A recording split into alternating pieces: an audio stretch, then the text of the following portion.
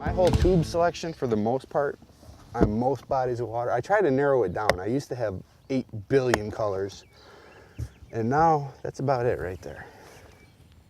That's all you need, right? That's about it. You're lean and mean. I'd rather go lean and mean. You know, this is really not one of my favorite colors, but the other day when I was bringing a smallmouth in, it puked up probably about a 4-inch perch, and I looked at that and said, gee, that's a pretty good match right there. Mm-hmm. So we're gonna experiment. I mean, I got a couple different colors. I got color, weight, size, presentation, all that stuff's gonna matter. So and how sensitive are they to color? Certain days they'll eat anything. Then there's other days that I've been throwing green pumpkin and my partner's been throwing green pumpkin with orange flake. He's catching fish, I'm not. Really? I change to green pumpkin orange flake, I start catching fish. Wow. Now they're usually not, I mean, I've never seen them that particular, but they were. Here's what we're gonna do. This is my assumption. We have a nice flat right through this whole area. You've got 11, 12 feet of water. There's actually gonna be a fairly steep drop line, and there's some minnows right there breaking on the surface, right off to the front there. You're just gonna work this drop. We're gonna work in and out of the drop. We're gonna work this whole little flat section through here, behind us a little bit, and we're just gonna see if we can find us some fish. And sometimes you can use these tubes like a jerkbait. You can throw it out there, and it allows you to cover different levels in the water column. You know, let it sink, maybe you'll fall by a fish, and as you fall through, once it's on the bottom, you can work it for a little bit to see if you had any followers that are sticking around some structure down there.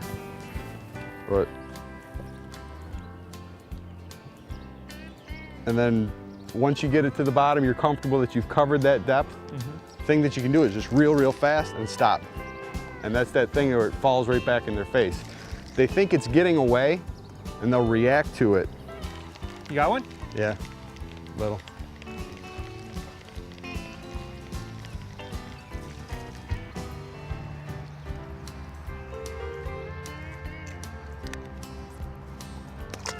What you'll see followers. You'll see fish following, and if you drop that tube right into their face.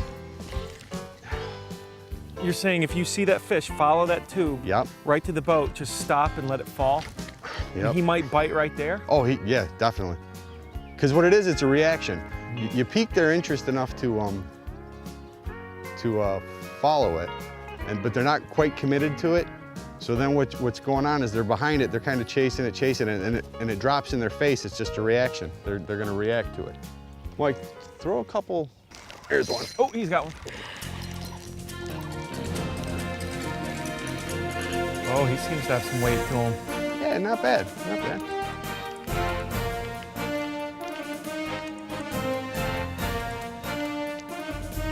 Here she comes.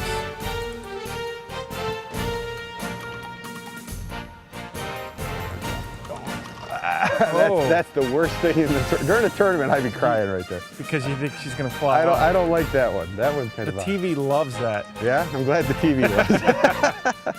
There's some more for the TV. There you go.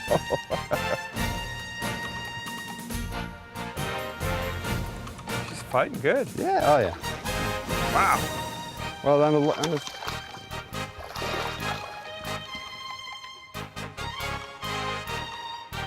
Nice. That's, that's 2-pounder.